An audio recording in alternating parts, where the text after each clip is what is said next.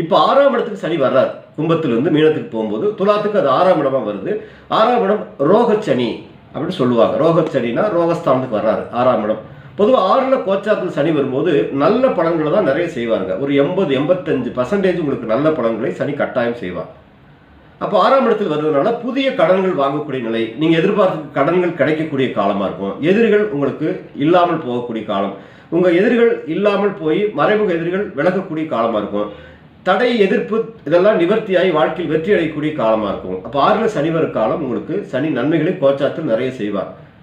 அதே சமயத்தில் அவர் பார்க்குற இடங்கள் அப்படின்னு சொல்லக்கூடிய இடம், இப்போ 3வது பார்வையாக அவர் 8ஆம் இடத்தை பார்ப்பார்.